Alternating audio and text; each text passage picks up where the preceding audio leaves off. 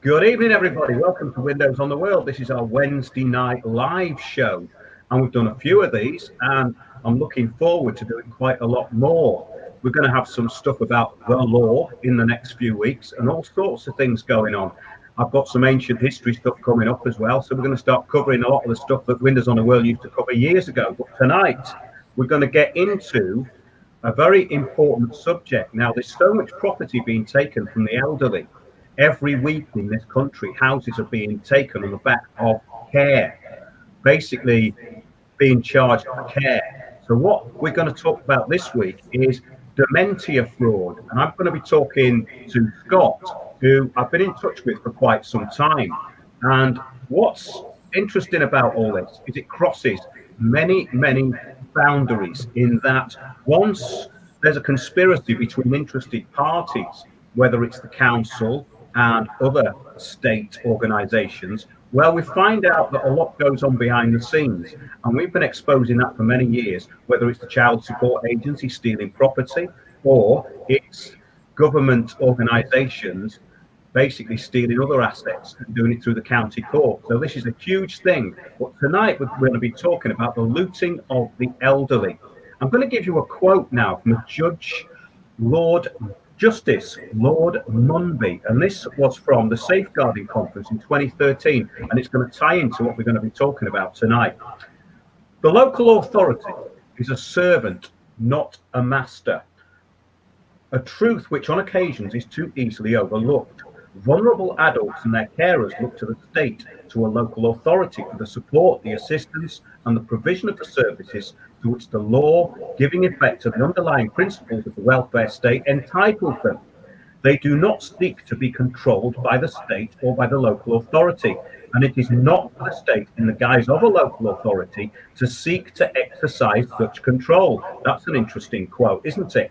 The state, the local authority, is the servant of those in need of its support and assistance. It is not their master, and any attempt to control is likely to be nothing but counterproductive when it comes to a local authority working together, as it must, with family care.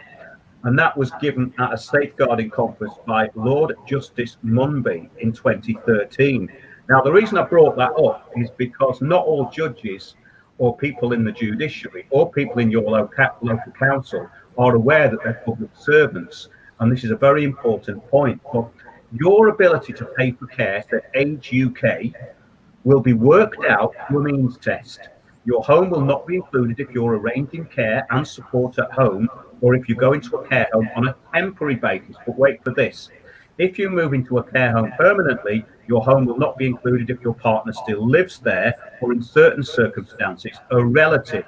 Now, listen to this. Currently, if your capital is above £23,250, you're likely to have to pay for your care fees. Now, that's going to go nowhere with the price of care. If your capital is under £23,250, you might get some help from the local council, but you may still need to contribute towards the fees. Now, this is a report from the Alzheimer's Society, because that's going to be relevant to what we're going to be talking about tonight. The Alzheimer's Society produced a report called Shortchanged about fraud relating to those with dementia. Now, I don't think they were talking about councils and government employees when they said that, but it's ironic that they weren't. There are an estimated 750,000 people in the UK with dementia. Now, this was a few years ago, and they estimate by 2020 there's going to be over 1 million. So that's a lot of property to take on the back of care and a lot of power of attorney to take over by local authorities. A very profitable one. This is an epidemic, and it's not just for fraudsters, but for those working within the system who are transferring assets from the elderly. Now, I spoke to our guest tonight, Scott, must have been about 18 months ago, and it's a very long saga, but it shows up exactly what is going on. And Scott actually set up a Facebook page called Dementia Fraud. So first of all, Scott, can you just introduce yourself and just give us a little bit of background about why you set up Dementia Fraud? Yeah, hi, my name's Scott. I live in Birkenhead. I lived opposite my mum.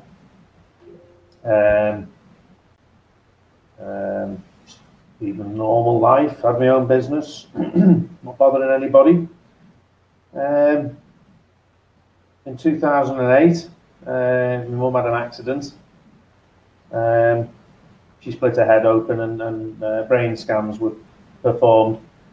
And we didn't know at the time because they didn't pick up on it, but there was lacuna infarcts. It's something you need to be aware of. Lacuna infarcts were present in the brain scan, and what they are is like little narrow mini strokes at the base of the brain, and eventually they close off oxygen and blood supply to the brain, and that's how your dementia comes on. We carried on as normal after that, and it was in 2014 that Mum had been diagnosed with dementia. Everything probably appears normal to you now, but the reason I set up the group is because the GP didn't tell her only member of family, me. So I was totally unaware of the diagnosis. And somehow 11.5 months later, I used to come home from work and let the dogs out. And I've come home at a different time, so I've called over to see Mum this day. It was a different time. I thought I'd go and see her. And walked into the house, heard voices, and it transpires that they were carers. I've asked them who they were, obviously. Introduced myself. Hi, who are you? To which they replied, we're carers. It's when I replied, what do you mean carers? That the air went a bit stale. And, you know, I had a funny feeling there was something not quite right. They asked me had social services been in touch with me. Obviously, I replied no. And I asked for social services number, to which they replied they didn't have the number, but if they could take mine, they'd get social services to contact me. Which is what happened. A week or so later, I arranged to meet this a social worker at Mum's house. And I'm not being funny, but the first question she asked me was, does your mum own this house? First, honestly, yeah, well, first question, about, isn't it? First question, I couldn't believe it. Well, you know, I was shocked. You know, I didn't know why. You know, I was confused, and I thought, well, okay, you know, they're here, they're involved, so let's work with them. Yeah. So I decided to start working with them. And as I mentioned earlier on now that the knowledge that Mum's got dementia, first thing I need to sort out is a care. So, you know, I'm asking what care packages, what's going on with the carers, you know, and I'm corresponding with the council with that. And obviously, I'm going to now start opening a mail. So I found two bank letters. Two bank letters arrived, one on one day and one the following day. The first one was for a bank account where bills was coming out of and whatnot, and that was it wasn't in debt. It was funny. I couldn't understand how this payment was getting taken out and then getting put back in. It wasn't making any sense to me, so I put some money in the bank to cover that. And then the next day, the post office account came, and that's where all the pension was going to. And she wasn't withdrawing the pension; she kept losing the card. So I've got Mum ready, and we've gone down to the post office and said to the post office, "Can you know, sort it out with these and start paying the bills and stuff, you know?" But it transpired that the post office account was just a paying in account only, so we had to shut the post office account and transfer everything to Barclays. In the meantime, the post office advised me to get in touch with the DWP and become an appointee for my mum. You know, although I'm feeling a bit fishy about them, we're cracking on. and I'm going to keep them informed, you know, of what I'm doing for a care. Because if I'm doing something wrong, then, you know, I need to know. So, you know, they can tell me if I'm doing something wrong, and I'm going to keep them, obviously, cleaned up about finances, you know. And yeah, so I've sorted the bank out and that, put some more money in the bank for my mum to pay her bills while the accounts were being transferred.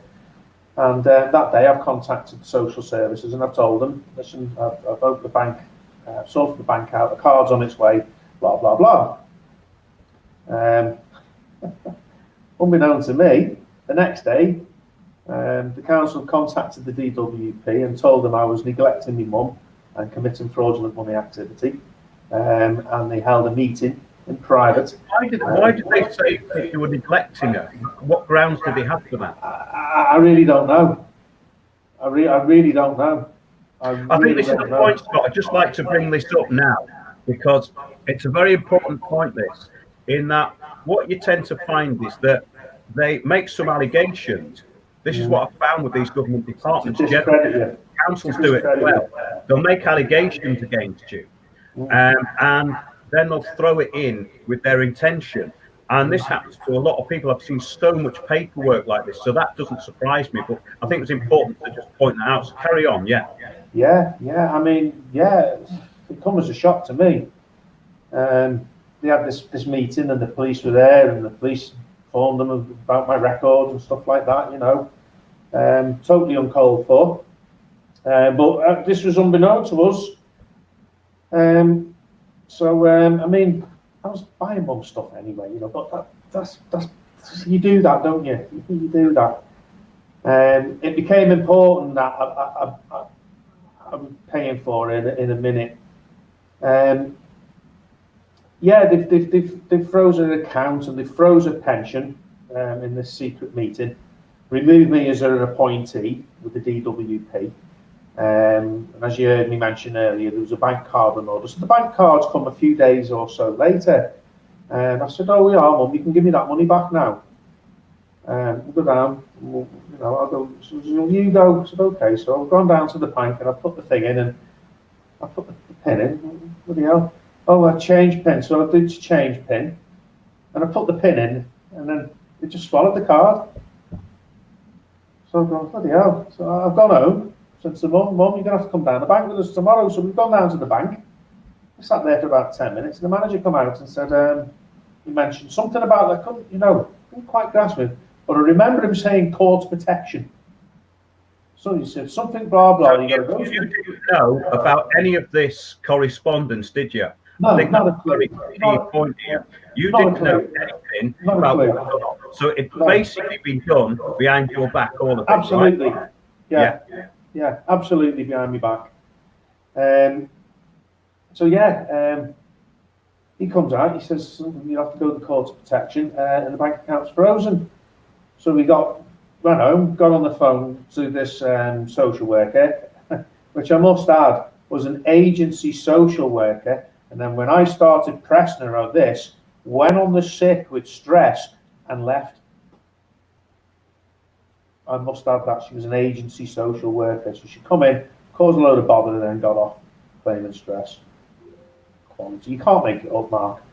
No, this is exactly what I've heard from lots of other people as well, and it's basically a conspiracy between interested parties we're talking about here. Scott, I'm just getting some messages. When I'm talking, can you mute your side? I think it must be picking up or something like that. So when I'm just if we do that, and I'll try and mute when I'm not talking, because I think we're getting a bit of overspill sometimes. Okay.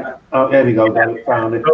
So basically, to sum up what's happened so far, you've now found out that all this has been going on behind your back, and you've not yet actually given them permission because you were next of kin. You didn't give them permission. They took over. Now, this is very typical of what happens. So, yeah, just carry on from there.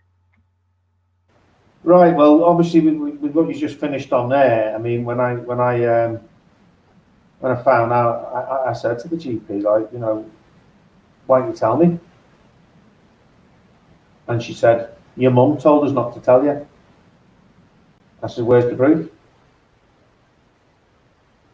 Where's the thing signed? And we don't, there's nothing like that. So we just rely, you mute, I muted myself, yeah. You just rely on their it's hearsay, isn't it? On their word, which is hearsay. Because my mum did not say she didn't want me. See, I'll explain a bit later on down the line. Where was I up to? Yeah, the secret meeting, and then I've pressured this one. She's gone and left. So I thought, you know what, sodgers, I have my own business. I made okay money, so I just funded mum. Near 8 months, they left her with no money. She's at home. She's at home on her own. Yeah, I'm going over in the morning now, and at lunchtime, and at tea time, and at evening time. Do you know what I mean? I'm going over. I'm spending half an hour. Sometimes she's having a go at me. She hit the bottom, you see, Mark. This is what I've missed. Now, she drunk anyway. Okay, so we had a topsy-turvy relationship the best of times. Yeah, she's still my mum. She's had the diagnosis of dementia and hit the bottom. Right, so I'd go over and see her, and she'd be like, "Fucking wah, wah." So I just turn around and walk out. It was the norm, yeah. But sometimes, in hindsight now, maybe she wasn't drunk. You know. So I needed to get that in anyway, right? So they left her with no money for 8 months, and it was December 2015. I got a letter from the financial protection team saying, we are financial deputies for your mum, blah, blah, and we're applying to the Court of Protection to take over a property and affairs. It was all property. It was all... Can I just stop you there, Scott? Because this is quite an important thing, this Court of Protection, because this has happened to people I know and in different circumstances. But basically, it absolutely removes anyone from outside having anything to do with it. Can you just explain what that's all about? Because some people might not know. Right, well, the Court of Protection never actually got involved with her, you know. There was never a capacity, there was never a mental capacity test done. Because when she was diagnosed, she wasn't letting them in. Yeah. And then when I realised, when I found how she got, and then I realised what game they were playing, I never let them near her. Do you know what I mean? Didn't let them near her. Because they're evil. So yeah, they've sent me this letter and I'm applying to the Court of Protection. So I thought, right, well, do you know what, right? You're saying she's this bad, and I know she's not, right? So what I'm going to do now, I'm going to record my visits, right? I'm going to record them. So I thought this through in the daytime. So in the evening, 6 o'clock, tea time, I've come home, I've walked the dog, I've looked to see if the light's on. The light's not on, so I thought, oh, I'm going to have to go and wake her up. So I get my voice recorder out. I said, right, I'm at the door. This is my first record. Explain what I was doing. This is my first recording. I'm going through the door. And you hear me going up the stairs, and you hear me going into a room. And you hear me going, hiya, Mum. And she goes, oh, Scott, I'm afraid. I'm going, what's wrong, Mum? What's wrong? She goes, oh, I keep forgetting things. I don't know what's going on. Mum. I said, Mum, please, Mum, calm down. I said, Mum, you've got dementia. Mum, she goes, yeah, the doctor said that. I said, Mum, you know, we're going to have to talk about it, but Mum, you know, you're all right. You know, just calm down, blah, blah, blah. Son, I want you to look after me. I want you to have everything. Yeah? You can't rehearse this, Mark. I didn't go over at 4 o'clock and say to a woman with dementia, I'm going to knock over at 6, yeah? And you're going to say this for the purpose of, you know, it doesn't happen, you know. And, yeah, it's mad. I took that recording. I didn't get the opportunity to play them, right? But I took quite a few recordings, and some were good and some were bad. And, you know. And in one of them, I go, do you know what, Mum? I've had enough of you. Getting off. Right? So I've got these recordings, and it's all for me now.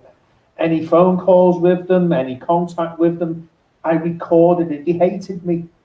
They hated me. Right? So we have this meeting, and then we agree in this meeting that I'm going to open a bank account, and they're going to start paying money, and they're going to refund me the money that I've spent feeding her, clothing her, looking after her. So we crack on, and then.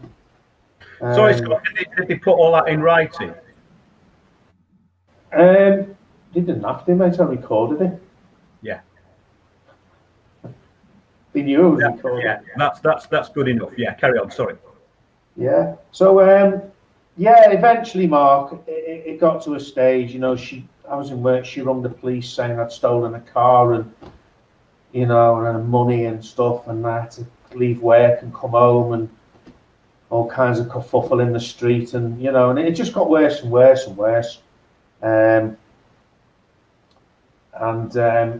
As I mentioned earlier to you, I put her into respite, and I had a break. I went to Spain and did a track week. I went for a week and just blasted around a track, you know. It clears my mind, Mark, getting on a bike, you know. Yeah. So just to recap, you've now paid off everything. She's okay, and you go to Spain. So what happened when you come back from Spain? Right. Well, when I come back from Spain, while I was in Spain, I'd made the decision that it's time to move her in with me. And I've said to them in the respite place, I said, look, can you keep her? Because I'm going to do my house up. I need to make it dementia safe. So I need to put a little stopcock underneath on the gas thing for the cooker. Yeah, I need to install a banister. I need to put rails for the bath, and you know, I need to get another fridge, and I need to get her front room into my front room so she still thinks she's in her own front room, and I need to do lots and lots of things. But before that, right, I'm a bachelor, so I need to do the house up. So I've spent virtually all my money, you know, getting the place ready in that, Mark. And I goes into this care home. I said, I want to take Mum home.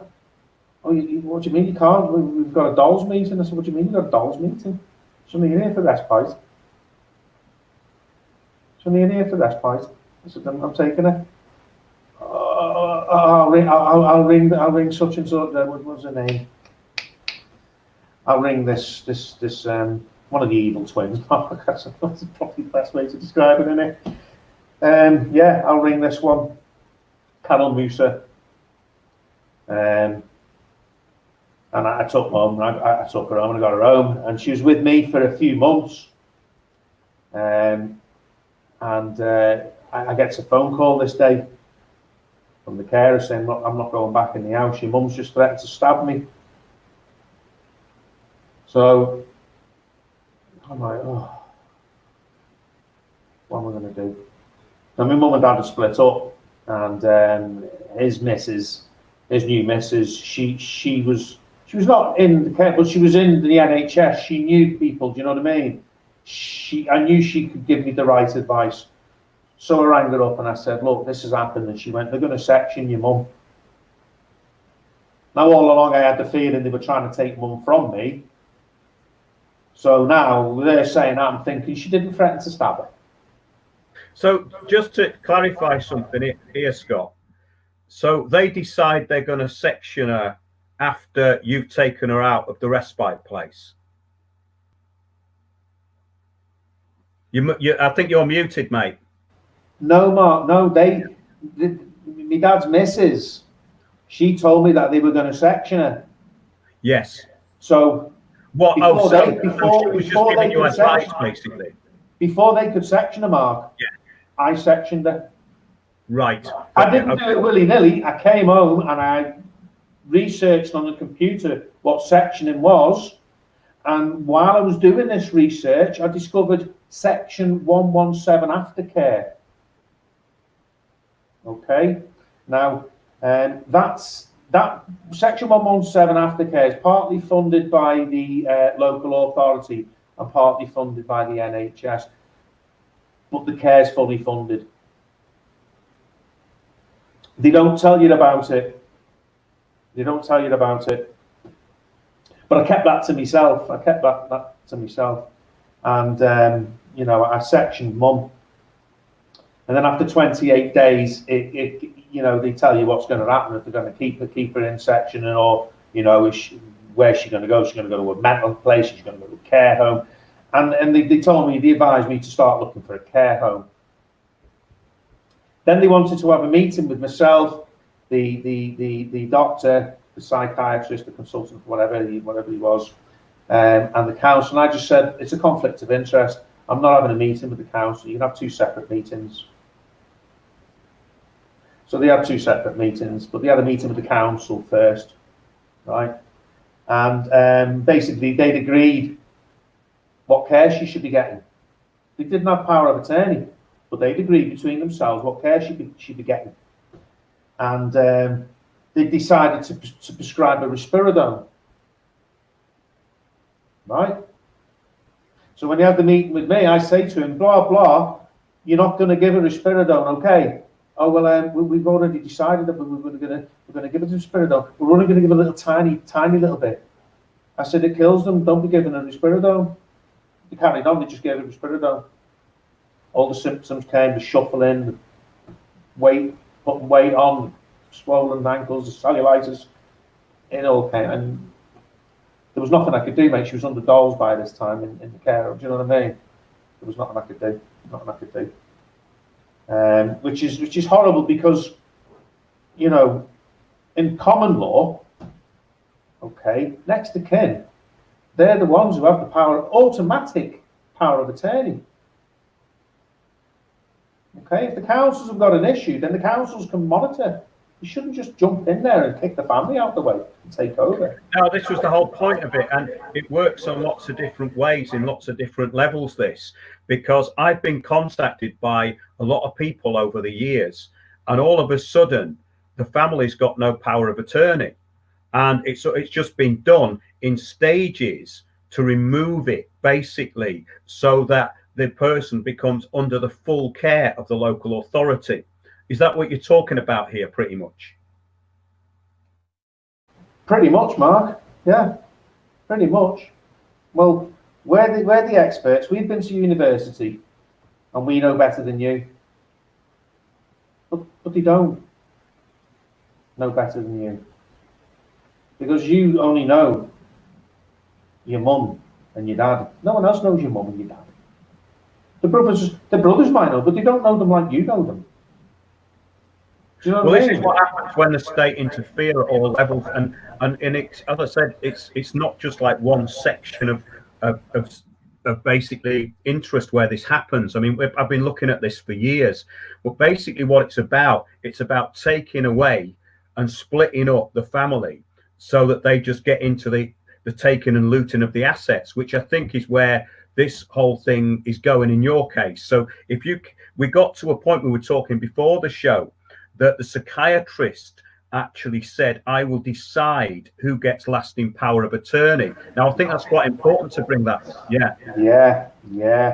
When I found out about the meeting, the secret meeting, and they'd removed me as mum's appointee, it was a day or so after that, this consultant psychiatrist, Dr. Beddoes, she makes an appointment to come and see mum.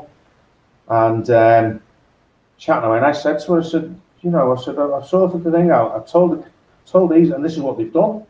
I said, they won't even help me get power of attorney. And she said, well, I'll decide who gets power of attorney. And then, without any prompting... Just clarify this, Scott. So this is a psychiatrist who works for the council. So how can she legally do that? Do you know what framework they used to do that, or did you just accept it at the time? I just accepted it at the time. I mean, I had no knowledge of anything, Mark. I didn't know about common law, mate. I didn't even know about common law. And it's funny. This is weird because Mum had an episode, and someone called the police, and the police were saying, "Oh, we're going to take it away under the mental thing." I said, "No, you're not. You're not taking it." And I said, "What under what? What gives you the authority to?" He says, "Oh, such and such an act." And I didn't. And this is weird, Mark. I didn't know about common law. And I went, "Nah, mate, that's an act. It's not the law, right? And I'm not consenting to it." And I didn't. I didn't have a clue. It's only later on when we come to the court thing and that, Mark, that I started to look into common law and stuff like that. You know what I mean? Because I couldn't understand why I was being treated the way I was being treated. Because the bottom line is, yeah, we go to school, yeah, we get taught in school, don't we, that the police are the good guys and the council are the good guys, and you have to work hard and be respectful to people, and do you know what I mean? Well, this is good. Everyone believes that the system works in a certain way. And when you find out that it doesn't, it's a big shock to a lot of people. But I think our story, when we went back a couple of years back, we were both having the same kind of trouble in different ways. So that's what I'm trying to get over here, that this happens across the board. And if you do not sort of enforce your rights, you have none. If you don't stand up for your rights, if you just let these people do it, they'll just take everything you've got. And that's where this whole thing's going, right? It's all about property theft at the end of the day. It's a big land grab, Mark. It's a big land grab. We could cover this another time about the country going private. Everything's private, guys. Everything's private. Everything is a private business. The police, everything is a private business. Yeah, so she goes into care, and I have a meeting with this care home. They rung me up. Can we have finalise things and have a meeting? Yes, fine. And we sat there and they're saying we do this and we do that, and I'm thinking, wow, you know what I mean? There's just fluffy pink clouds everywhere. This is music to my ears. You know what I mean? After the horror story that we've been through, you know. Then they finish off by saying, "Well, we don't accept any thingy behaviour, blah blah blah." And I just looked at them and went, "What do you mean by that?" Well, the council had contacted them, mate, and told them I was aggressive and that. So, yeah, basically, this ties into what you were saying before about them blackening your name, because they started off doing that at the beginning, didn't they? And this is a very important thing, that you have to start taking the moral high ground and fight them back very early on, because there was a case actually of a lady who lived near me, and it was in the local paper, and basically the council took over her whole estate, and her friends who were an next of kin managed to get it back. But this is very rare, and that's the thing. So carry on with the story, Scott. So yeah, I said, well, okay, there's two sides to every story, isn't there? So I told them what had gone on, and I said, all I ask of you, guys, is if they want to have any contact with me mum, right, contact me so I can be there. Not a lot to ask, is it? And to be fair to them, Mark, the first few times they did. And I could go on about the medication she was given and that, but that's already now set in stone, Mark, and they were going to continue. She was under dolls. There was nothing, completely out of my hands, unless I went in there, kidnapped her, and went to a log cabin in the forest. You know what I mean? And lived the days out with her there. I was screwed, mate. Screwed. Yeah. It went sour. The relationship with the care home went sour. It was inevitable it was going to go sour because the council had an itinerary. Yeah, and the itinerary was to get that house. So the next thing I know is the council have applied to the Court of Protection, not for a property and affairs, right, but for health and welfare. Right, now, when you look into that, basically health and welfare is so they get to decide what care she gets, what this and what that and what the other, yeah, and who she gets to see. Right, so I get this thing through. Look, so does me research. I'm like, there's a recording there. It might even still be on YouTube of me saying to me, Mum, I've just had this letter through, Mum. They're going to try and stop me from seeing you. Right. So I guess it's Bundle and bloody hell, these in the nursing home are saying I'm aggressive and I'm frightened. This one said. Now, just to clarify this, Scott, had you been down to the nursing home and had an argument with them or anything like that? Because I know what these people are like. They manufacture things and they manufacture circumstances out of very little. So that's what I just wanted to clarify there. Did you actually shout at any of them or have a go at any of them at all? I had nothing to do with them, mate. I was there to see my mum. You understand me? I hope you all, I'm not going to look right into the camera. I hope you understand. I was there to see my mum. I didn't acknowledge them. We had access to the kitchen, so I go and make a cup of tea. To be fair, we spent most of our time in the kitchen.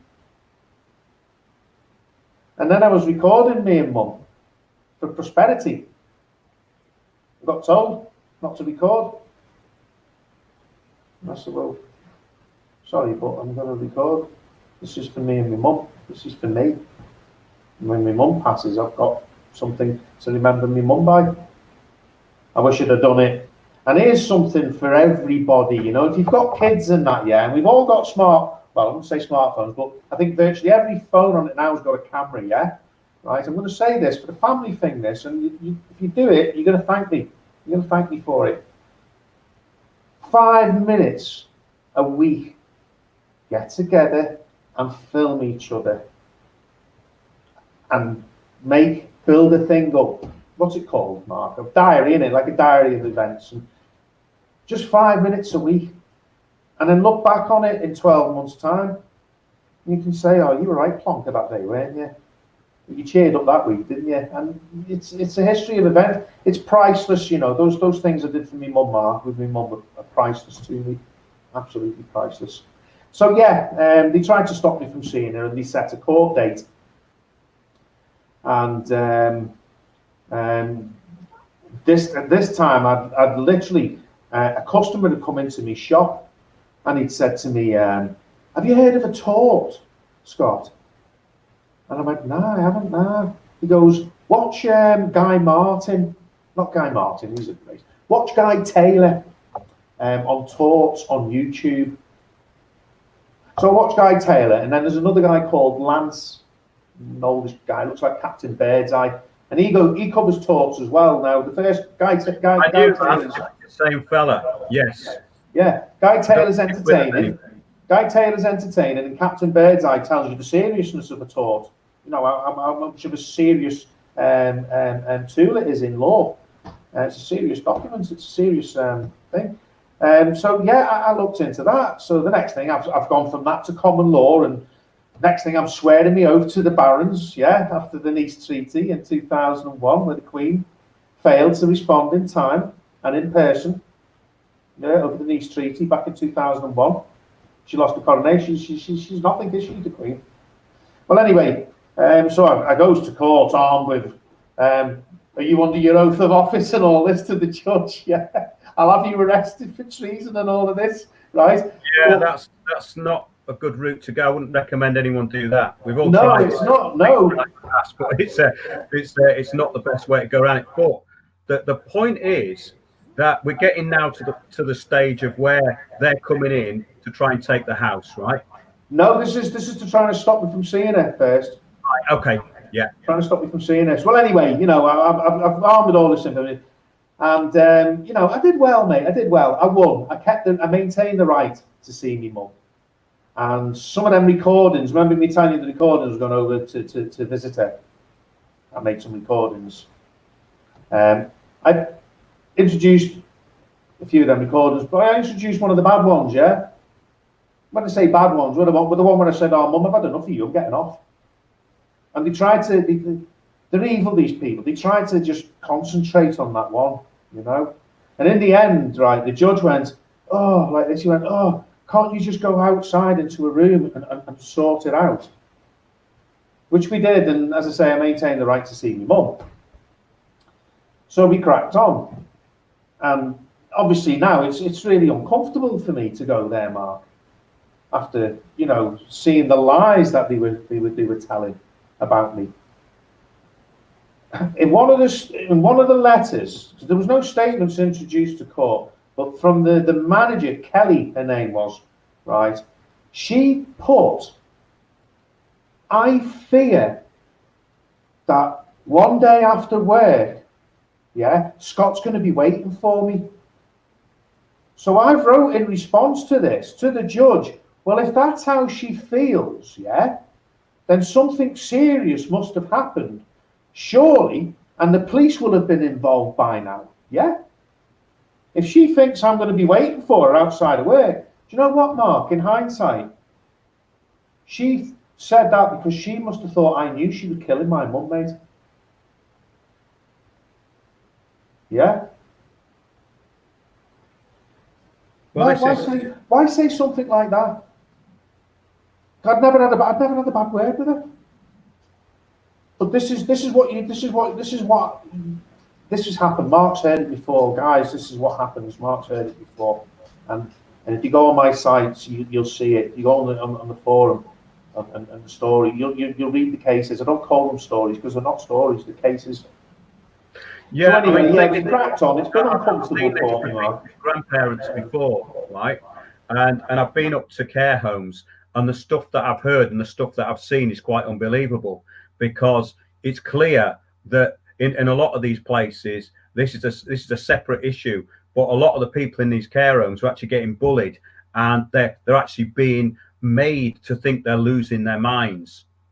And the level of the staff in these places is it's not good, because they're very low paid, and a lot of them are very devious, and they're actually taking a huge advantage all over the place. And I think most people who've even had anything to do with a sort of a large amount of care homes and seeing what's going on would actually concur with that, because it's something that I've heard all over the place, and from the theft of property, that basically making them feel dissociated and trying to basically get rid of them. You know, I mean, this is just the norm, really. So I think a lot of our listeners will know that, but a lot of the wider public don't, you know. So basically, this story actually got completely out of hand with the way that you were dealt with by the police as well, and we're going to get onto that in a bit. But do finish off this section. Yeah, something you mentioned there, Mark. You know, I mean, you know, dehydration gives similar symptoms to dementia. Well, this is one thing I wanted to bring up, Scott, because they are stopping the elderly having water. And in hospital now, this is another thing that happens, is they say don't drink any water if you've had an accident. Well, you should rehydrate yourself. It is a policy. Basically, they're starting to use it, and they're using it on the elderly. And this, of course, was what the Liverpool Care Pathway was all about. All they basically did was rebrand that. Now, we're not here to talk about that tonight, but all of these things are very, very similar. So that's what I'm trying to get across, is that this is a general pattern that's going on, what you're talking about, isn't it? Indeed it is, Mark. 100%. 100% a pattern. So, you know, there's a bitter taste in my mouth, but again, you know, I didn't bother with them before all this nonsense went on, and I didn't bother with them after the nonsense went on. Do you know what I mean? I was there to see my mum. And then the next thing is I get another letter through from the Court of Protection. The council have now decided that they're going to want to take control of Mum's property and affairs. Now, this is a conflict of interest, and the reason it's a conflict of interest is because a care was being funded, fully funded. So what reason, please, if anyone out there can enlighten me, what reason would they need to go after the house? So we've got a court date set. Just bear that in mind, because I want to just cover something very, very briefly now. I used to take Mum out on a couple of times a month, once a month, and obviously I had my own business. I had a van, and then she couldn't get into the van, so I bought another car. I bought a car, and I thought I'd buy a sensible car because I'm nearly 50, but I'm still not sensible, and the car was too slow. So I bought another car, and this car was fast. So I got pulled a few times. Yeah. So were you actually speeding at the time? No, never speeding at the time. No. I thought that's important to clarify that. It's a tricky one. They didn't actually, not for long enough to record it. It was blasting off the traffic lights mainly. Right. Anyway, that doesn't matter. But what I'm going to say is, on 2 occasions I was pulled over for speeding. So PNC checks were performed. Right. One PNC check was performed on the saying when I produced my documents after one of the stops, yeah? And then another PNC check was performed when I got told Mum was on end of life care. I'd finished work early, I drove down the precinct, I parked right outside Asda. As I'm walking into Asda, this little special busy's coming after me. Excuse me. I just turned around and went, I don't consent.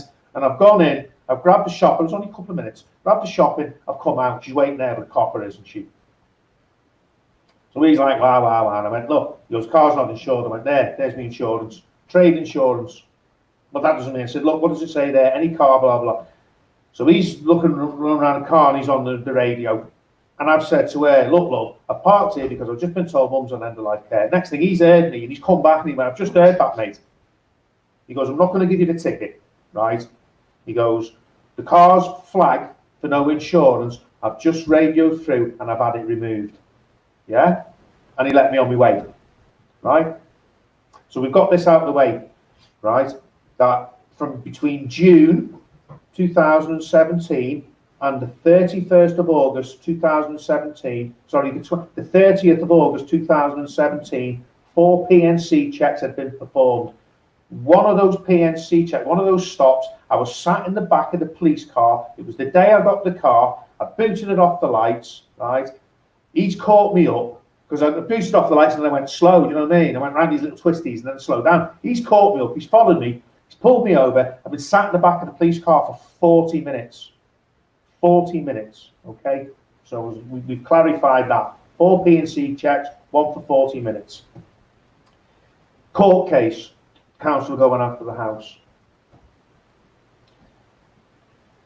31st of August is the court case date, right? I've got to be in the courts for 10:30. Okay. At 12 minutes past 9, a PNC check was performed on my person. I'm still in the house.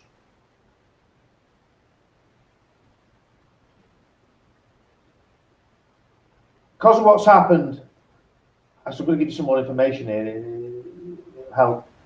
Because of what's happened, I've done subject access requests. I've got in my possession a handwritten note out of a pocketbook. Okay? It's a piece of paper. I failed English in school. It was CSE level and I failed, right? But this is my interpretation. Okay? Piece of paper. It's got a line, it's lined paper and it's got a line down one side, the left-hand side. That creates a border. Within that border is inserted a time. Alongside that time is inserted text.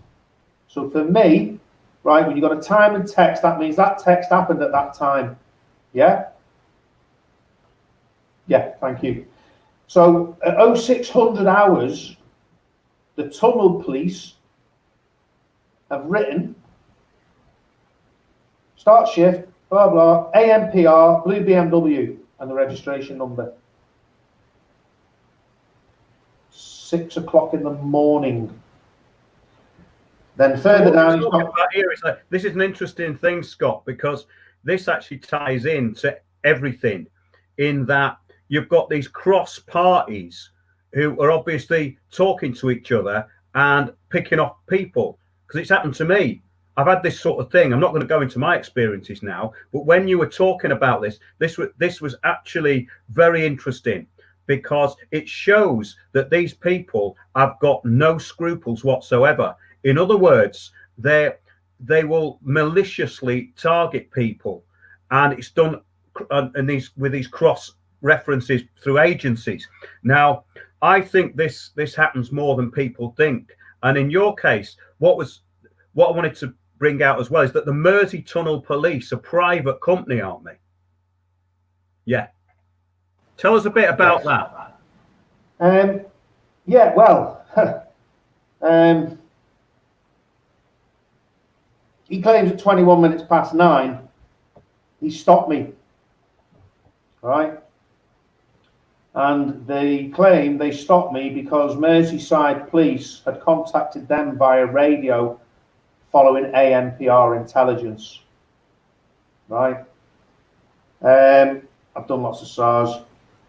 Merseyside Police said that they didn't contact Mersey Tunnel Police via radio, but for ANPR intelligence.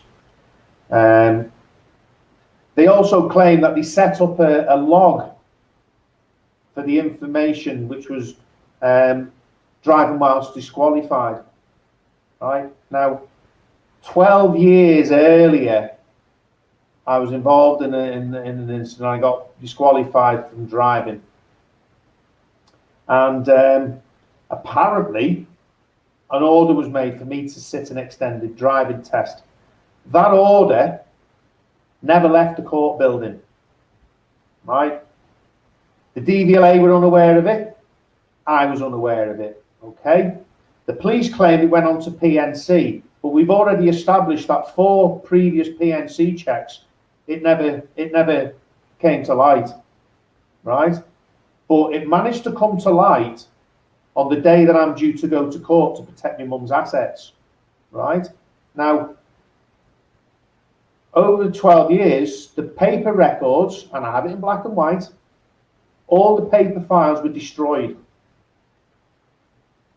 So, where did it come from? So let's just now he claimed he stopped me, Mark, at 21 minutes past 9. The police said they set up a log for disqualified driver at 22 minutes past 9. I know he didn't stop me till 10:15, right? But let's say he was right and he stopped me at 21 minutes past 9. He was in knowledge of it then, wasn't he? Yeah. But he didn't say anything to me about it. He was duty bound to tell me, you can't drive that car anymore. Because I've got information here. I know you're saying you've got a full license, because I had a full license, Mark, and I had insurance. He jumped out, Mark. He was waiting on the pavement, mate. Jumped out in the middle of the road. Whoosh, like that. Whoo, stop. I was like, whoa. And then he goes, are you the registered keeper of this vehicle? I said, I am, yeah, but I don't own it. I'm only the registered keeper. Then he went, you flagged up on the ANPR for no insurance. Park over there. So I've gone and parked up. I've handed me certificate of insurance, Mark, because the car wasn't on the MID. I'd still not got round to putting it on the MID because I was doing enough fighting these. Yeah, that was the last thing I thought. Do you know what I mean? I've got my insurance with me. It doesn't matter if it's on the MID or not. Any car that's in my possession. I can't hear you, Mark. I muted myself when I thought I was unmuted. No, so you've got a trader's license or something, yeah? I trade insurance, yeah. Yeah, that's what I wanted to hear. So people didn't get that. You can drive any vehicle, right? Any vehicle in my possession. Whether it's insured or it's not insured, if it's in my possession, I paid a lot of money for this policy, you know, for work. So yeah, you know, I mean, the bottom line is this is what they've done. They knew they were on a loser, right? And they've gone all out, balls out, to try and prevent me from getting to court. So as I say, he's pulled me into the thing, and I'm sitting there, and I'm watching the time tick away, Mark, and I'm like, and I said to the lads, I said, you know what? Excuse the French, guys. Fuck him. I'm going to court. So I've got out the car, and I've walked into the court building, the tunnel, Bobby's office, and he's just sat there on the court. He stood there, leaning on the counter like that, with his back to the door, chatting to his mates. And I've opened the door, and he spun round and like, do you know what I mean? I went, listen, buddy, right, I'm going to court now, yeah? You've got my insurance there. If there's any problems, you know where I am. Come and get me. So I've gone to court. I've walked into the court thingy, up to the reception desk.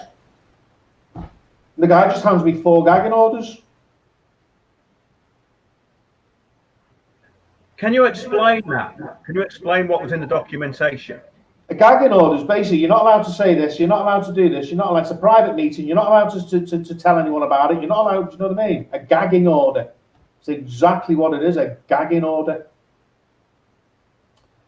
I said to me, mate, that's a bit weird. And the guy behind the counter went, what? I said, nothing, mate, nothing. We've gone off and sat down. I said, how did he know that was us? And how did he know how many gagging orders to give us? Hey? So, Mark, sat there, next thing, judge comes out. Looking at me, looking at us. And I looked, I said to the lads, what's he doing? And the next thing, they call us in. No. So I look around, I'm me. I'm in a court building and it's there for me. And there's another party involved. I want to know where they are. So I'm up and I'm looking in all these interview rooms, Mark, yeah? And I can't see anyone from Whittleborough Council. So I goes to the fella, I said, the council here? He goes, why? I said, because I want to work with them. No, they're not. All right, so I'll give it another 10 minutes. I said, are they here yet? He goes, no. 5 minutes after that, called us into the court. I said to the judge, you need to throw this out. After the last fiasco, which I won. No, you didn't, he said. I said, oh, didn't I? I said, I maintained the right to see my mum, didn't I? I said, they brought this proceedings and they're not here. So you need to throw it out. And he's like, I'm not throwing it out. I'll do another day. We'll adjourn it and I'll send you another date, you know, in the post. So I've gone, left the court building, gone, picked up the insurance, and I got back to work. The next day, I looked and he was at me shutters, doors, but this copper who stopped me come to my place of business, which is out of his jurisdiction. Him and his sergeant. So are you talking about Merseyside, Mersey Tunnel Police? Mersey Tunnel Police, yeah. They've only got jurisdiction at the entrance and the exits. I don't know that that's a private company. It's a private, yeah, Mersey Tunnel, they're a bit like British Transport Police. Now, right? Because if it's British, say British Transport Police, they're a private company as well, right? Now, the British Transport Police, if they want to say, come and see you, they do it through a thing called a mutual aid scheme, right? And they have to have jurisdiction through the local police force. Is that the same with the Mersey Tunnel Police? Because they're like a private company. I'm not sure on that, Mark. That's a little bit of knowledge that I'm going to have to investigate, mate, because... we can have a chat about that later, because it was something I meant to bring up, because a friend of mine got raided by British Transport Police, and you can see that it's in our back catalogue, and it's bogus British Transport Police bogus police raid or something, but have a look at it, because what it is, it's a thing called a mutual aid scheme. So if you've got a private police force, which is like the British Transport Police, they have no jurisdiction when they're not on the railway. So the Mersey Tunnel Police wouldn't have jurisdiction outside the Mersey Tunnel, right? But they're doing it with an agreement with the police. So in other words, they're a private company who are basically approved by the police to do the job, but that doesn't mean that they can knock on your door. I think that's the point. So I think we brought up something good there. We might be able to do something within the future, right? Yeah, hopefully, Mark, hopefully. So yeah, he's turned up and he's like, we need you to come for a voluntary interview. Really? What for? I can't tell you. But you know what the answer was, don't you? So after 10 minutes, see you, mate, and off he pops. 5 minutes after that, I hear this woo woo right outside the door. I thought, wow, what's that? And there's a girl with us. It's recorded. The recording's on there. It's on YouTube. This one jumps out of the car. I'm like, well, what's up with you? What do you want? He goes, emergency assistance call. Then another 4 cars turn up and 8 coppers turn, and then Bill and Ben come walking back round the corner. So then they spend 20 odd minutes threatening me with arrest and, you know, all the rest of it. And I just stuck to my guns and said, I'm not coming to any interview till you tell me what it's for. It's as simple as that. And in the end, he relents and he tells me. So I initially agree. I initially agreed to a voluntary interview, and we make a date. And the next day, hindsight's a wonderful thing, isn't it? So the next day, my brain's worked, and I'm on the phone to his inspector, who made the emergency assistance call. And why?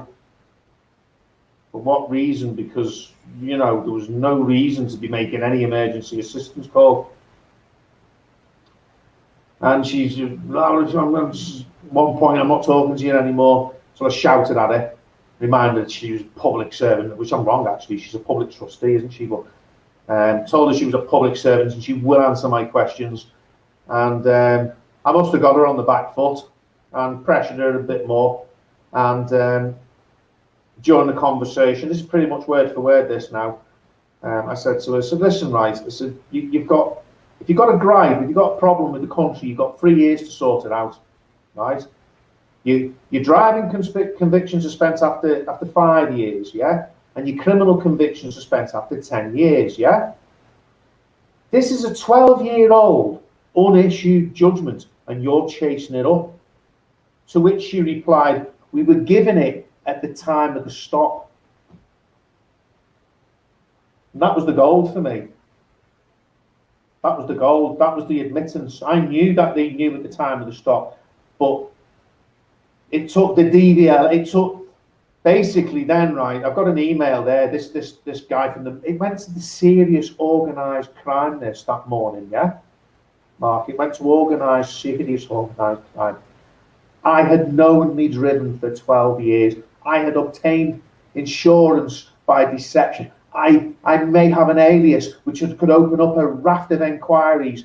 And here's the biggie, the reason we did not find that thing, he was stopped in June, he says he was stopped in June, and he produced insurance for Bullets motorcycles. He goes, it's just past our custody suite. Yeah, he goes, but we didn't find it then because he gave the name Andrew Smythe. Yeah. Well, guess what, Mark? I've still got the stop slip, and I gave the full name.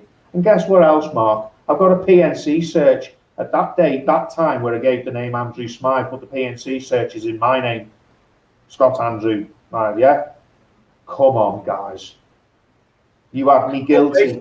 And then he says, Mark, he says, DVLA are updating their records as we speak. This is what he says in this email, yeah? Now, the courts colluded with, I can only guess the tunnel police, but certainly with DVLA, right? Bearing in mind, the court records are destroyed. Remember me telling you, after 10 years, after nearly 3 months, the courts managed to produce a paper record to the DVLA and then the DVLA removed my entitlement from full to provisional using the same date that I applied, and they sent me a full license. How about that? Without it going back to court.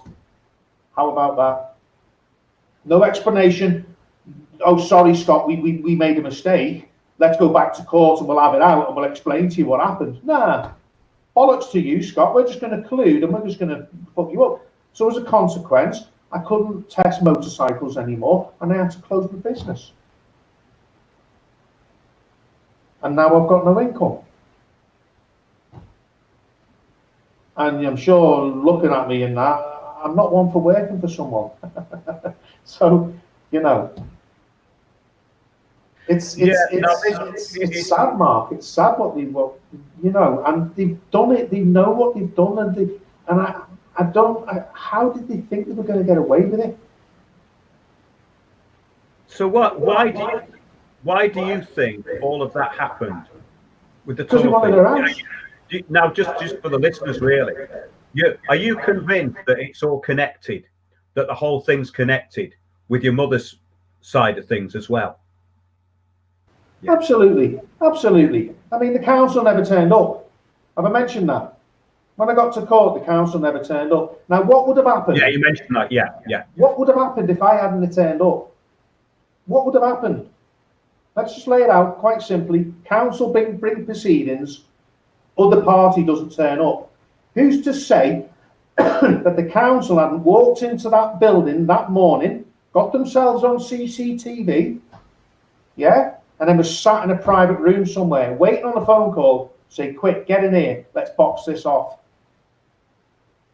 Yeah? Well, Scott, I know this sort of thing happens.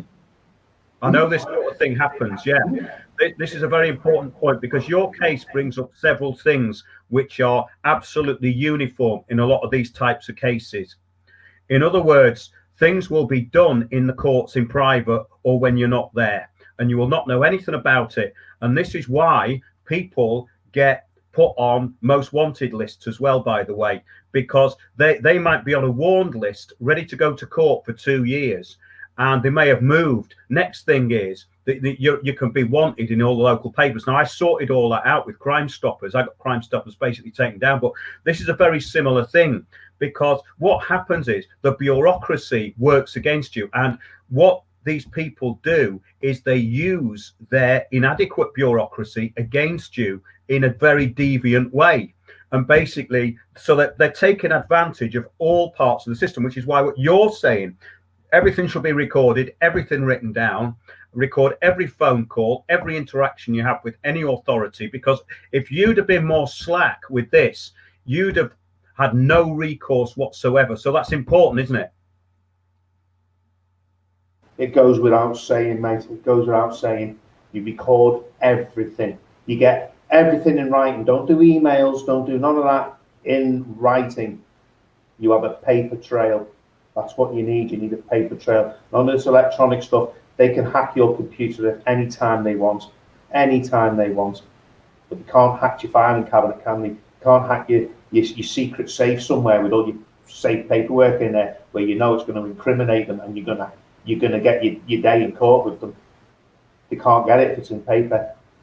This thing is still sort of ongoing, this issue with the police, isn't it?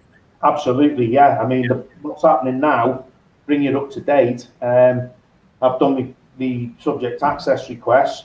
I've found these PNC searches. One in June. Now, the one in June, right? They're claiming that was when I produced my documents, right?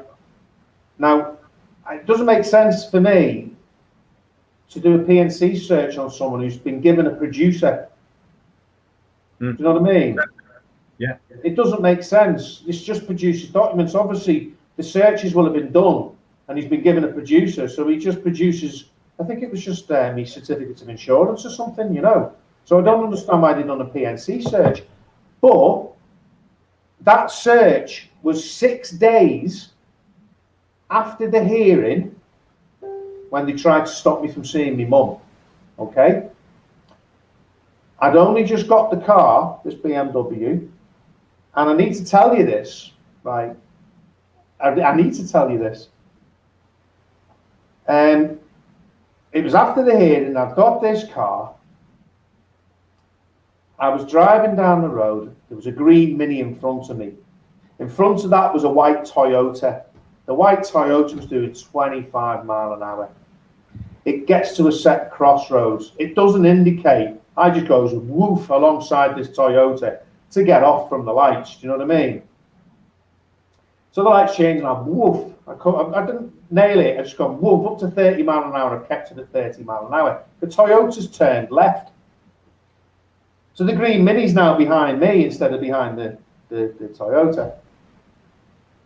And I'm driving down a very straight road, Mark. It's called the Mel Stretch. Yeah? Mm-hmm. Straight road. And this Mini's doing this. Yeah, this Mini's doing this. To the point where it gets my attention towards the end of this where it starts to bend off. What's he doing? And I'm looking and he's still doing it. And you go over the railway bridge and as we've gone over the railway bridge, I've gone, bingo! I recognise that pointy face. Who do you think it was? I think you're going to tell us anyway. Go on. The judge. So I actually think that PNC search, okay, may have been performed by the judge. And if that was the case, and he's found this information, because I'll tell you what's happened, Mark. Whoever's done the PNC search has been real thorough, and they've gone through my record and they've found this thing and they've gone, right, boom, boom, we'll check that out. Okay, he's done that. We'll research that. He's done that. Research that. He's disqualified for driving. It's extended test. We'll research that. Did he take the extended test? Oh no, he didn't. And then maybe kept hold of that, Mark, till the day. You know, there's a lot of discrepancies. There's a lot of discrepancies on the. I mean, when you read the letters I get back from the police, there's discrepancies. They're telling me that Elvis performed the PNC search in June. Elvis, right? Elvis is a system, and if it's the other Elvis, he's left the building, mate. He's well gone, isn't he? Do you know what I mean? So yeah, we have to clarify that, actually, because when you were talking about it before, we got a bit lost in it. And the first time you said Elvis, I thought it took me. Yeah, so that's basically, what does it stand for?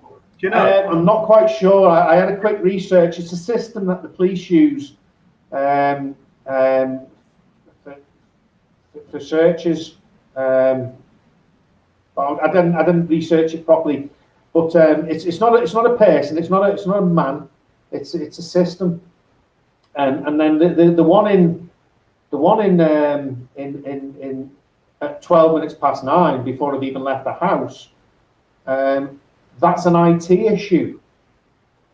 So, you know, okay, IT issue. So what happened then? You know, I can only think, I know what an IT issue is a glitch, isn't it? Some kind of electronic glitch, isn't it? So what are they saying, Mark? Are they saying, is there 63 million people in this country? Or 17 million? There's 63 million people in this country, isn't there, something? Well, at least according to national statistics, yeah. Okay, so out of 63 million people, PNC has a glitch, an IT issue, and it throws my name up. On the very day I'm due to go to court to protect my mum's assets. Well, this is very interesting. Have you done any, just before we go any further into this, have you done any research into this judge? No, not yet. I haven't. No. That might be interesting. Yeah. So yeah, you know, back to PNC. You see, because the PNC was the killer blow for them. It took me 3 years to get that PNC information. At first, he said there was no PNC checks performed on me, and I knew that was nonsense. You know, I knew that was nonsense. So yeah, I mean, back to the PNC. So I've been in the police car for 40 minutes and I've had 4 prior searches, but I activate an ANPR camera, right? The the police contacted them at 21 minutes past 9. Police contacted the tunnel police 21 minutes past 9, and by 22 minutes past 9, they found this thing with all the court records destroyed, and no one else could find it. Within a minute, 1 minute, they said they found it. But I've also got evidence there where they're saying that PNC search, I was stopped because of ANPR, and that other evidence only came to light after I'd left the scene and they performed the PNC search. So I've got so much conflicting evidence, Mark, it's unbelievable.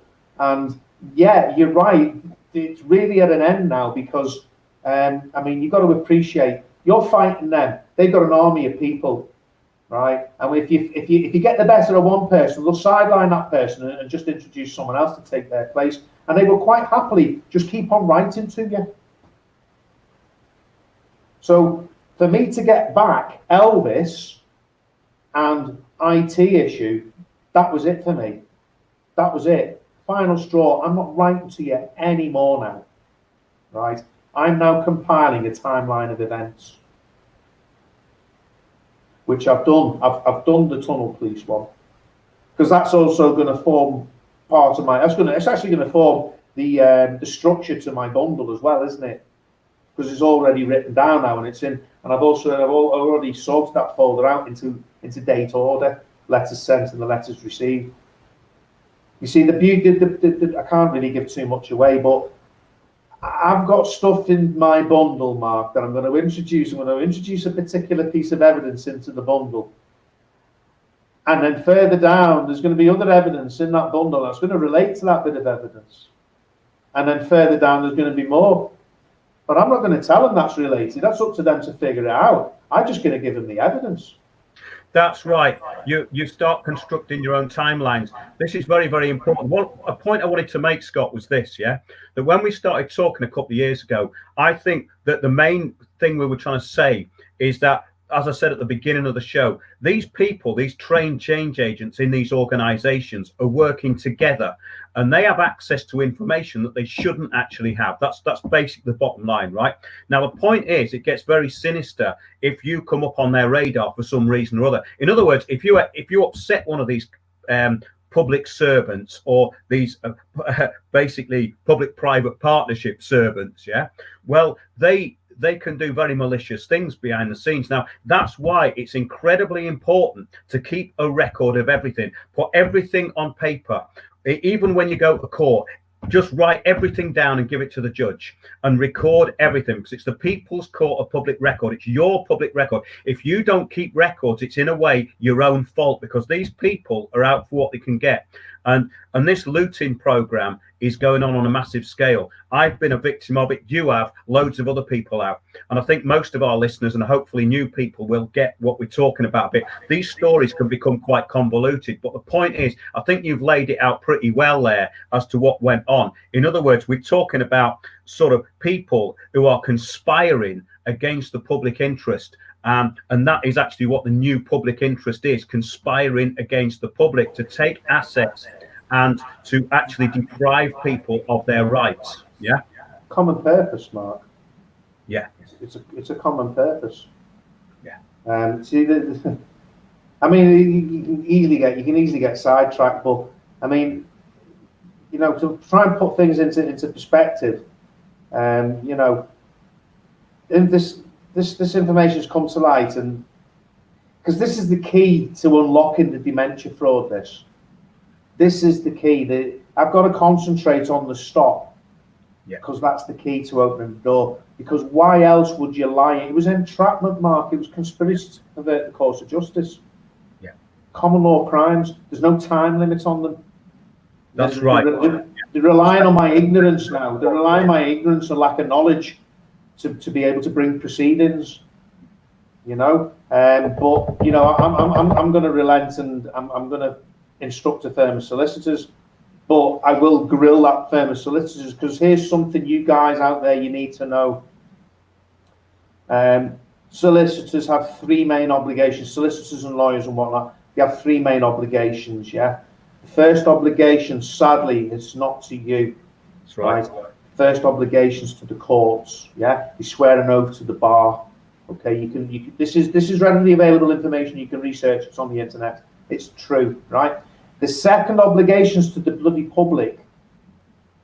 Okay, and the third obligation is to you, the one who's employing them, right?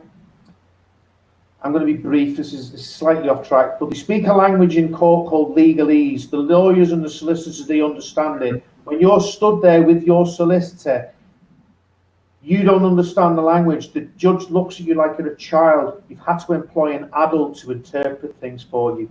You'll never ever win. You're an imbecile or you're part of the court.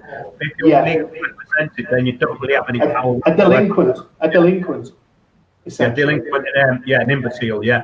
Now, the interesting point, Scott, actually, that my friend was in trouble with the police. He said, I don't like the way this is going. They're pushing it. I think the woman who's made the complaint knows the police. I think this is malicious. I think your friend should leave the country for a couple of years. But the thing is, if you're the client, they can't tell you that. He only told me because I'm not the client. And that is very, very important, right? Mark, I've seen something somewhere, and I don't know whether it's something they must honour, but the get out, the clauses in the right circumstances or something, or something like that, they are duty bound to tell you where you stand in their line of obligations. Yeah, you have to know the right questions to ask. You have to ask them. Yeah. You have to ask them. Yeah, you have so to. So if I instruct a firm of solicitors to be getting told straight, listen, I know. Don't tell me no, because I know. So are you willing to act under instruction? Because when they go and stand before the judge and say, I'm here acting under instruction today, the judge can't shaft them. The judge can't shaft them. Do you know what I mean? It's just nasty. It's really nasty, guys. It's really nasty. It's really, really nasty. Really nasty. So, I mean, moving on, you know, I've done my research, and this is some really good advice for everyone now. First thing you need to do is you need to make a will. The second thing you need to do is you need to do a lasting power of attorney, right? But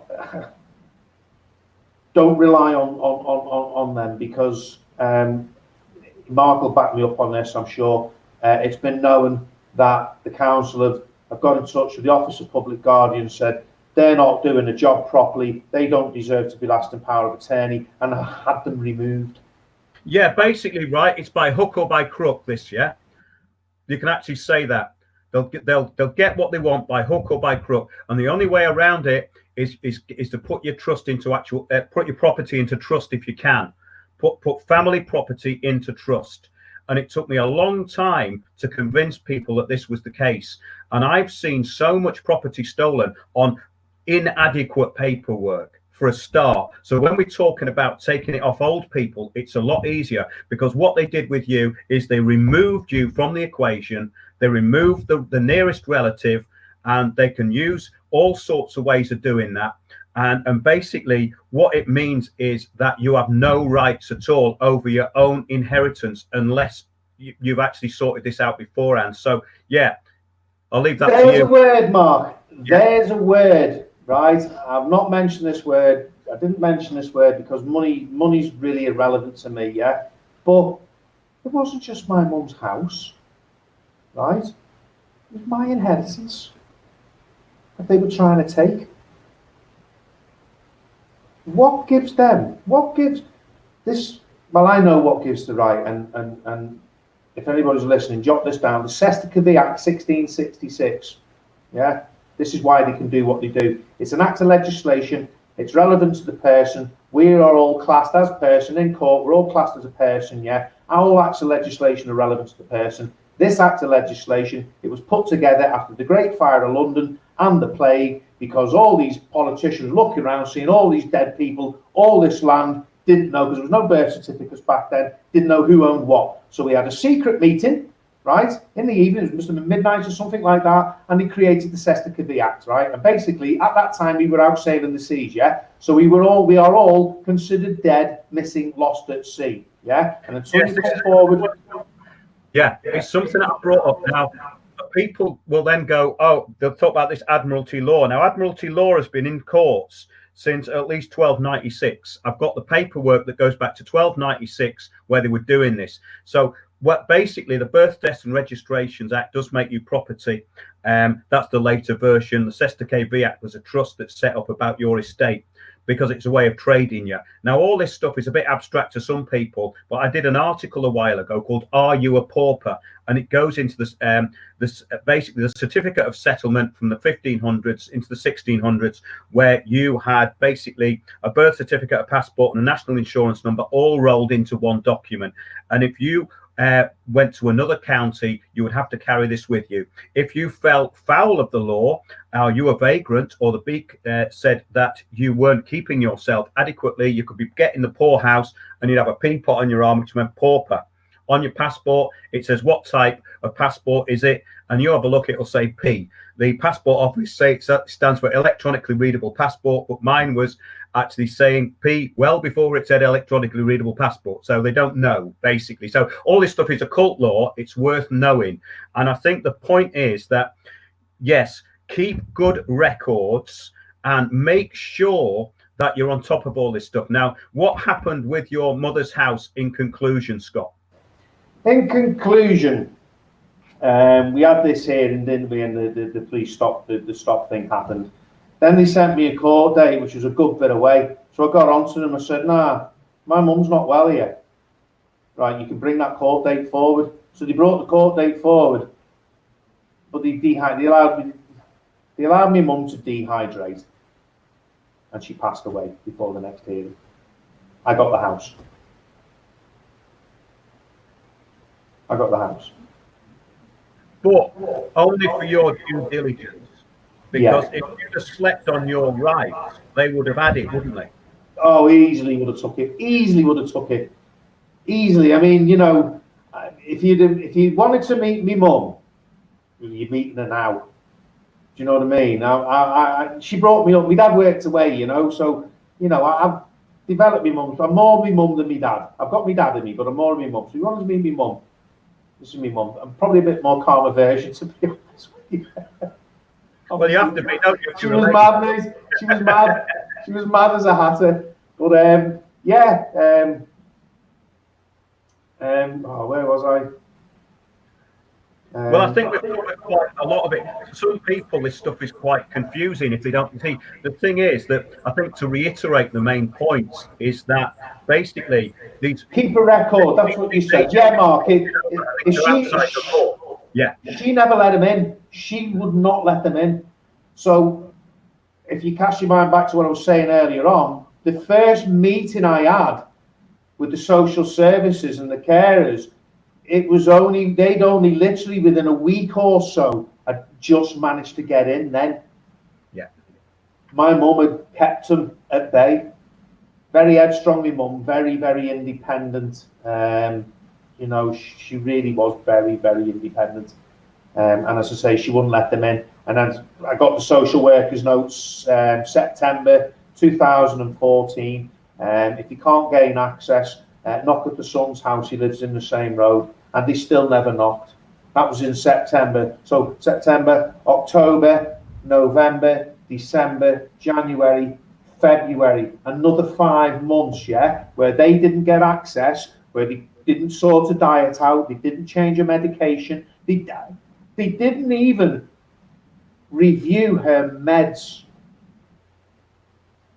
One of the first things I did when I found out she got dementia, right, was contact her GP and say, we need to review her meds. This is with no training or anything. This is just common sense, Mark. You know, this is just, she's my mum, you know. Shit, she's got dementia. Shit. It's like, shit. Do you know what I mean? Oh, what's dementia? So I'm looking up. We all have a laugh and joke, oh, you're losing your mind. You get dementia, you. But you don't realise how serious dementia is, you know. And then you realise if it's caught at the beginning, you change your diet and some meds, it might stop it from coming on for years and years and years. In some cases, I've read it, I probably have to find the article again, you can prevent it. If you catch it soon enough, you can stop it. She went from 2008, Mark, she went from 2008, and it was there. Somebody didn't pick it up on the x-rays, you know. And I can forgive him for that, but I can't forgive him for what happened. He didn't tell me. I can't forgive him for it, Mark.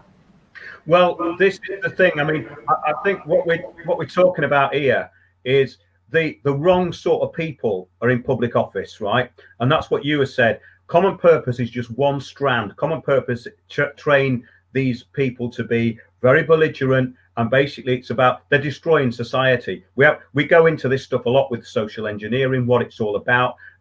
Basically, the subversion and the degradation of everything that's going on is for a very good purpose in their eyes, because they're redefining society under communitarianism, which means that basically we haven't got rights. In other words, it's in the interests of the state and the common good to take your property, because we don't have property rights anymore. That's why you have to stand on your rights and stand up for your rights, basically. And this isn't a lecture, it's just a fact, isn't it, Scott? Absolutely, Mark, 100%, mate. And I find that, you know, now's probably the time to not really mention it anymore, because when you do speak, and if you just add a little bit of passion, I see eyes cloud over, you know, and I'm trying to tell people, look, you know, simple things, right? When I done all my research, I looked at the common law and swearing an oath to a baron and the legislation, and and two things stood out, and one was the Cestui Act, because it's relevant, it's live, it's current, and the other is your birth certificate. It says on the bottom, it says this is just the evidence of an event, it's not evidence of the identity of someone, the person producing it, right? You need that for your first passport, you need that for your first driving license. How? Because it's not evidence, right? They give you a national insurance number. Who's told the kids to say, sorry, I don't consent, I don't want that, take it back? Has anyone done that yet? Well, there's people who say that, but I think that's outside the scope of this show, because I've covered all this before. We started looking into all this stuff about 12, 15 years ago, went into court doing all this stuff, all this Freeman stuff. But what you actually learn from it is more useful as an entry point, because you start learning how things actually work. Then you can start to become more competent at what you're doing.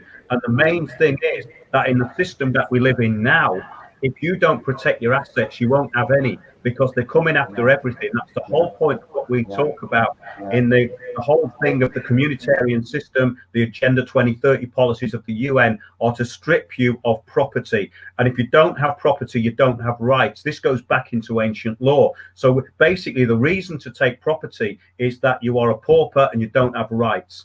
If you don't hold property, then you have no standing. And property isn't just physical property. Property is intellectual property, the way you actually are, what you put over, your ideas, your thoughts of your property.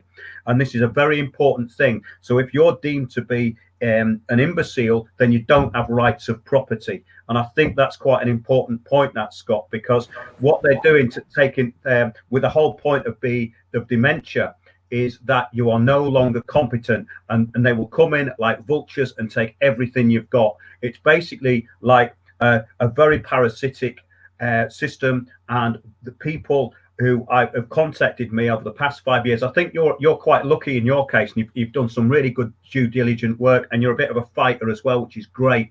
Some of these people who phone me up, they haven't got a clue of what's happening, and it's too late. So you can't leave it too late. You will lose everything, and it doesn't matter what part of the government's trying to take what you've got. They will do it. If you let them, they'll do it. They'll kick your door in if they have to, and they'll kick you out, and they'll shutter it up, and they'll sell all your property, and they'll sell your house. And I've covered case after case after case. Not quite what you're talking about tonight, but it's very similar thing. It's a looting process, and if you don't do anything about it, you will lose everything. So I think that's maybe the kind of the point of tonight's show is that basically, yeah, be vigilant. Have you got anything else to say, Scott? Yeah, I put my assets into trust. I paid for the trust, and I own nothing. I'm a beneficiary. That's all I am, as a beneficiary. You can't take anything off me now.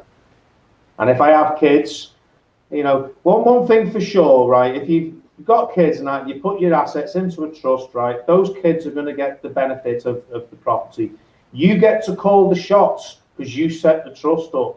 Yeah. And as long as you've got trustees that you can trust, nothing should have, that property will carry on for eternity. Your family will get to use that property. Your great grandkids and so on will get to use that property. If you don't, listen to Mark, he's right. You'll lose it. It's going to happen. You're going to see it because it's going to happen to someone close to you in the end. That's a fact. You're going to know someone who knows someone at least that this has happened to.